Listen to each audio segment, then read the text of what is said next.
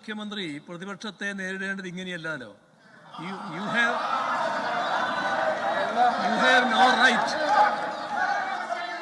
Have no right എന്നാണ് പറഞ്ഞത്. അങ്ങനെയാണോ നേരിടേണ്ടത്? അങ്ങനെയാണോ പ്രതിപക്ഷത്തെ നേരിടേണ്ടത്? അങ്ങനെയാണോ പ്രതിപക്ഷത്തോട് സംസാരിക്കേണ്ടത്? കേക്കോ, അങ്ങ് ശാന്തമായി കേക്കൂ. അങ്ങ് 10 വർഷക്കാലം ഈ സംസ്ഥാനം ഭരിച്ച മുഖ്യമന്ത്രിയായിരുന്നു. അങ്ങയുടെ ഗവൺമെന്റ് നയം അവസാനമായി പറയാനുള്ള അധികാരം അങ്ങേക്ക് തന്നെയായിരുന്നു. അതുപോലെ തന്നെ ഈ ഗവൺമെന്റിന്റെ നയം എന്താണ് എന്ന് ഈ സഭയെ അറിയിക്കേണ്ടത് മുഖ്യമന്ത്രിയാണ്. അപ്പൊ ദയവായിട്ട് അങ്ങ് ഇതിനോട് സഹകരിക്കും. വിയോജിപ്പുണ്ടാകാം, ഇല്ലെന്ന് ഞാൻ പറയുന്നില്ല. പക്ഷെ വിയോജിപ്പുണ്ടെങ്കിൽ അപ്പപ്പോ നമ്മളൊരു വാഗ്വാദം നടത്തി അതിന്റെ പേരിൽ ഒരു ഡിബേറ്റ് നടത്തി പോകില്ല. അദ്ദേഹം ആ നയം വിശദീകരിക്കട്ടെ. ആ നയത്തോട് എന്ത് കാരണത്താൽ വിയോജിപ്പുണ്ട് എന്ന് പറയാൻ പിന്നീട് സമയമുണ്ടല്ലോ. അതുകൊണ്ട് ദയവായിട്ട് മുഖ്യമന്ത്രി ആ നയം എന്താണ് എന്ന് വിശദീകരിക്കുന്നതിന് വേണ്ടി അദ്ദേഹത്തിന്റെ ഒരു അവകാശം നമ്മൾ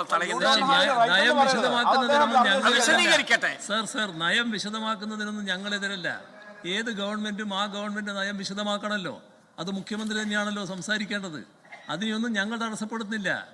ഇവിടെ അദ്ദേഹം കേരളം എത്തിച്ചേർന്ന ഒരു സ്ഥിതി വിശേഷത്തെ പറ്റി പറഞ്ഞു. അതാണ് ബഹുമാനപ്പെട്ട ബാലഗോപാൽ ചോദ്യം ചെയ്തത്. അത് CAG റിപ്പോർട്ടിന്റെ അടിസ്ഥാനത്തിൽ ചോദ്യം ചെയ്യാനാണ് ശ്രമിച്ചത്. അത് പറയാനാണ് അദ്ദേഹം നോക്കിയത്. ആ കാര്യത്തിൽ അദ്ദേഹം വഴങ്ങാന്ന് പറഞ്ഞിട്ട് പിന്നെ പറഞ്ഞത് യു ഹാവ് നോ റൈറ്റ് എന്നാണ്. അങ്ങനെയാണ് ഒരു സമീപനം സ്വീകരിക്കേണ്ടത്. അതാണ് പ്രശ്നം. അദ്ദേഹം പറഞ്ഞത് ഞാൻ പറയാം. You don't have any right to interrupt എന്നേ പറഞ്ഞുള്ളൂ. ഇന്ററപ്റ്റ് ചെയ്യാൻ കേക്കോ അദ്ദേഹത്തിന് 90 മിനിറ്റ് ആ ഗവൺമെന്റിനുള്ള ആ 90 മിനിറ്റിനകത്ത് നിന്ന് അദ്ദേഹം സംസാരിക്കാണ്. You have no right to interrupt എന്ന് പറഞ്ഞാൽ നമ്മൾ ഇന്ററപ്റ്റ് ചെയ്യുന്നതിന് അവകാശമില്ല എന്നല്ലേ പറഞ്ഞത്.